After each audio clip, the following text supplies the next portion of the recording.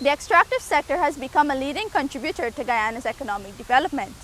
Mining and quarrying, bauxite and forestry have already recorded impressive growth by the middle of 2016 and are projected to grow further by the end of the year.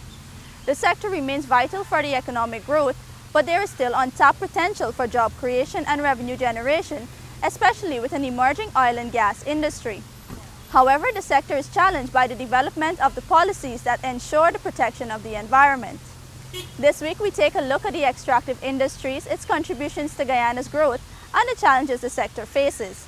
I am Shivani Rampasad, and this is Guyana 411. Stay tuned.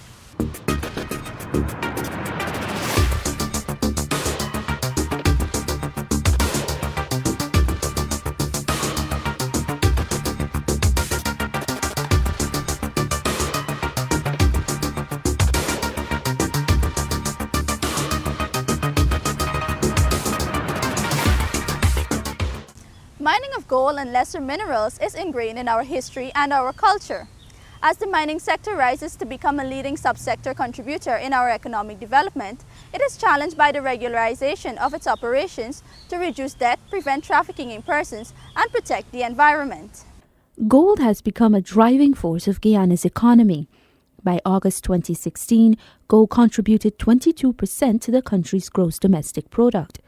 Prime Minister Moses Nagamutu notes that this growth is good for investment in the sector. Guyana is a safe haven for investment, and it's also a lucrative place for rewards. The country is well underway to surpass the targeted production of 555,000 ounces by the end of this year. Production success was also recorded in the mining of diamond. There was strong growth in the diamond industry.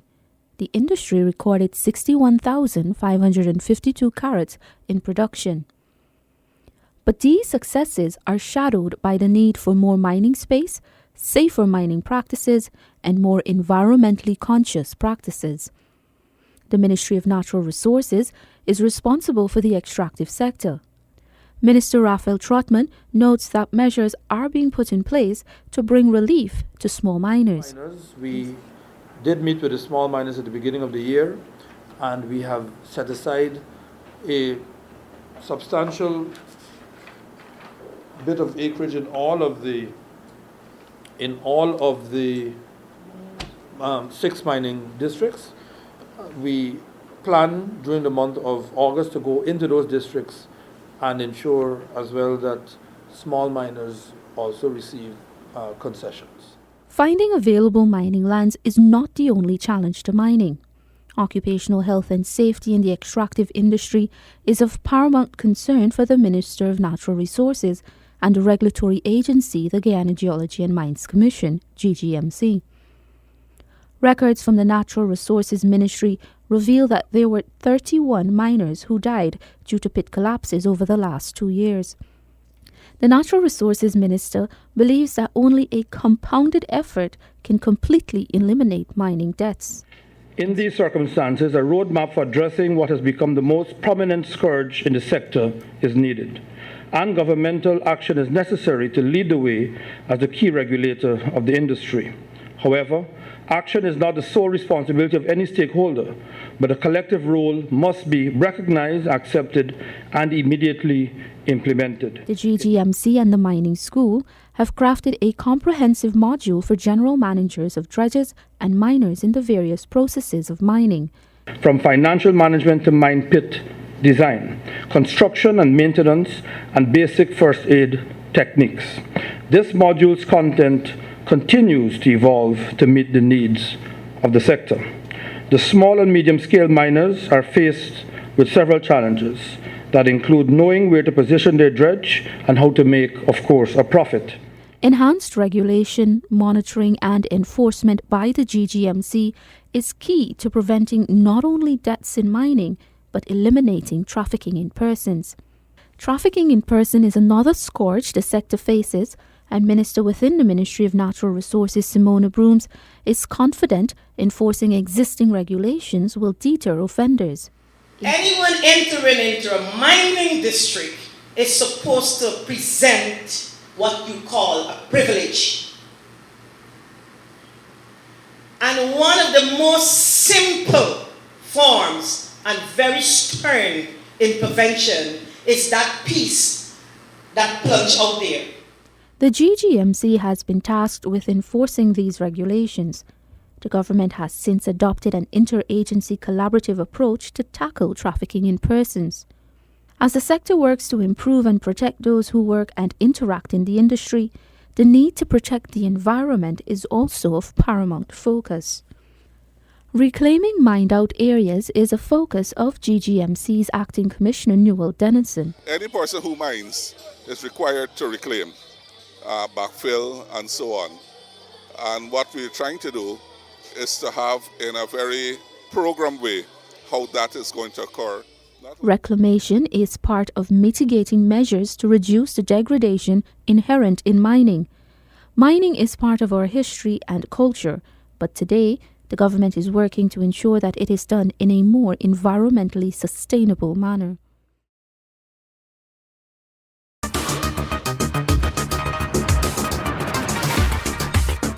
Next to gold, bauxite is another leading contributor to Guyana's gross domestic product. But over the years, there has been a sizable decline in the production of the mineral. As Guyana marks 100 years of bauxite mining, we look at the bauxite history and what is being done to revive the sector. Mining of bauxite began in 1916 by the American Incorporated Demerara Bauxite Company, DEMBA, in Mackenzie Linden in Region 10. During the Second World War, Guyana became the second largest producer of the valuable mineral. According to Horace James, head of the Bauxite Commemorative Committee, Guyana's bauxite was very important during World War II. Our bauxite at the time was the major producer of alumina, and which later turned into aluminum. So it was very important for the aeroplanes, for the Allied thing. So the Germans and so they paid attention in terms of trying to torpedo a lot of our bauxite ships coming to Guyana. DEMBA, by 1957, had produced some 2.2 million tons of bauxite. It is arguably the largest production to date in the industry. During the same period, Guyana was processing bauxite into alumina. In the 1970s, the industry was nationalized and the state-owned Guyana Mining Enterprise took over operations of bauxite mining in Linden. The performance of bauxite began to decline following a drop in prices for the mineral. Over the years, the industry would go on to see several companies leading in the industry. Today, the Bauxite Company of Guyana, BCGI, and Bosai Bauxite Company are the two foremost bauxite companies. The industry, however, continues to perform creditably today. Production increased by 2.9% by the middle of 2016.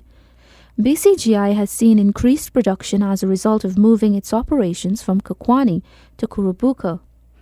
However, one of the greatest challenges facing the industry is the extraction of the high-quality mineral. James, who worked 36 years in the industry, explains. Our bauxite has a very good quality for refractory purposes, but it is also very difficult to mine because of its depth. The only way you can overcome the challenge of the depth of 300 feet of overburden. Incidentally, when we started in 1916, it was 3 inches of overburden. Now it's 300 feet. So that is the magnitude of how more difficult it is to mine.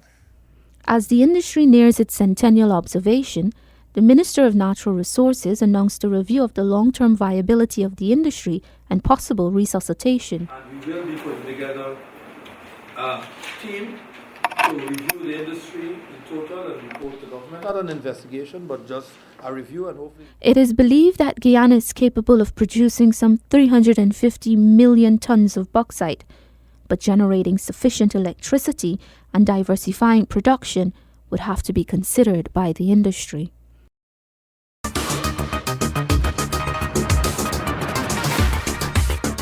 Guyana struck black gold in 2015, and it was said to be the biggest oil discovery that year. This year, ExxonMobil's Liza 2 offshore exploration found high-propensity sandstone reservoirs that could produce more than 1.4 billion barrels of recoverable, high-quality oil. This find puts Guyana on the world map. It also presents massive opportunities for revenue generation and job creation. There is optimism that Guyana will be enjoying wealth generated from the production of oil in as little as 5 to 7 years. Country manager of ExxonMobil, Jeff Simmons, explains. Absolutely. We're working toward the 5-year time frame. There's still some more things that we need to put in place. The front-end engineering is critical to do the actual determination of the actual things we need to build and assemble. We need to get information from the contractors. But we've done this many times. The company has built many of these kinds of FPSOs. We think 5 years is a reasonable time frame, but of course, current market conditions are potentially an issue. ExxonMobil is drilling in the Stabroek Block offshore of Guyana. Exxon has 45% share in the Liza prospect. Hess Corp and China's Sinopec Nexen has 30 and 25% respectively. There are plans to begin drilling of a third well, Liza 3, early next year. Since the discovery of producible oil last year, much emphasis has been placed on preparing, developing, and strengthening the oil and gas sector. There have also been calls for local content or labor to be used in the exploration and eventual production of the oil and possibly gas. At present, over 300 locals are benefiting directly and indirectly from ExxonMobil's exploration operations. Simmons says the company will be evaluating the possibility of maximizing local content. What we're looking at as we go forward, we're going to do a study in preparation for the project of taking a look at absolutely all the services that we are looking at and will be needing, and then determining local capabilities for fulfilling those needs. On the side of the government, measures are being put in place to ensure that interested persons are educated in different fields of the sector. Guyana has already received scholarship offers from the Mexican Petroleum Institute. There has been some training going on. Scholarships have been offered that come through GGMC on a regular basis, that we've been sending persons for training. More scholarships are being offered and are being taken up. Recently, an announcement was made by the Minister of Education that in conjunction with the University of Guyana, a special facility or school is to be established for oil and gas in particular. Simultaneous to the development of skills in the sector, legislation is being reviewed to empower the Petroleum Division of the GGMC to enable it to be a responsive regulatory agency to hold all companies accountable. Minister Trotman explains. Legislation to give effect to these changes will be shared soon for comments and suggestions for improvement before being placed before the National Assembly later this year.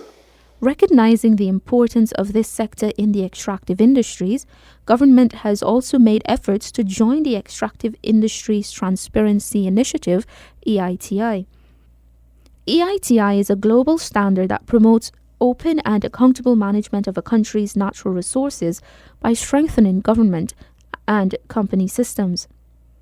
Meanwhile, through bilateral arrangements with several countries, the government has received assistance in the establishment of a sovereign wealth fund. The Canadian government is offering assistance with the creation of a sovereign wealth fund or any other derivative of a fund. A sovereign wealth fund is a state-owned investment fund where surplus funds, among others, result from the resource exports. Several other countries, including the US and Norway, have offered their assistance to Guyana in developing an extractive oil and gas sector.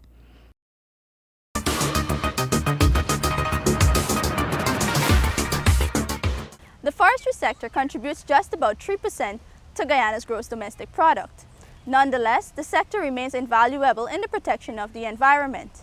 The Guyana Forestry Commission, the regulatory agency for the sector, must balance preservation of the forest while ensuring that value-added products are produced from the sector. The forestry sector's performance by the middle of 2016 had contracted. Falling international prices, non-operational concessions, and the wet season were among the reasons for the poor performance. There are over 1,000 tree species in Guyana, and it is estimated that 30 of these species are mined and marketed. The Ministry of Natural Resources, through the regulatory body the Guyana Forestry Commission, has been encouraging the use of lesser-known species in the sector. I am working as best as I can with Minister Patterson, Public Infrastructure, for lesser used species of woods to be utilized in government construction, bridges and other works. This is one measure that ensures more opportunity for small loggers and that value is added to products coming out of the industry. Promoting value-added products has become a thrust of the sector. The GFC, in collaboration with several agencies, including the Marketing Council, is aggressively seeking additional markets and promoting value-added products. We'd like to see more logs processed. We'd like to see furniture. We'd like to see value added so that we get more money from our patrimony. As the sector looks to diversify its production and add value, it is working to ensure that concession holders do not violate our laws. The Forestry Commission in particular has been told and knows the government's view that the laws must be applied. They're not to be applied for the local loggers and turned upside down for the foreign loggers. The sector found itself in scandal when audited 2015 reports revealed mismanagement of the forest by concession holders. Trotman says investments in the sector are welcomed, but maintains that local forestry regulations must be strictly adhered to and value must be added to the product. Meanwhile, Guyana's forestry sector plays an integral role in the reduction of low-carbon emissions. Guyana has been at the forefront of advocating for reducing emissions from deforestation and forest degradation and the role of conservation, sustainable management of forest, and enhancement of forest carbon stock in developing countries, or REDD+. Guyana, through an agreement with Norway, gets paid to keep its forests intact. It is estimated that 87% of Guyana is forested.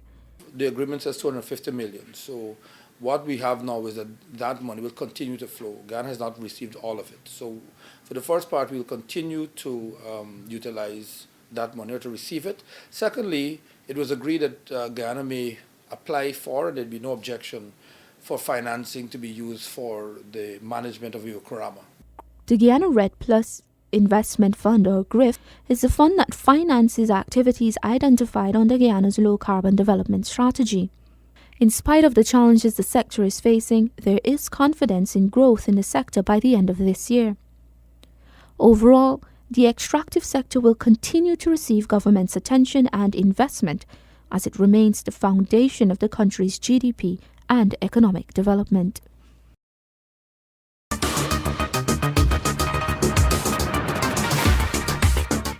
We have come to an end of this week's edition of Guyana 411. I am Shivani Rampasad, encouraging you to visit our website, YouTube channel, and follow us on Facebook to be updated on all the government's plans, programs, and policies aimed at making your lives better. Thank you for watching. Do have a great week ahead.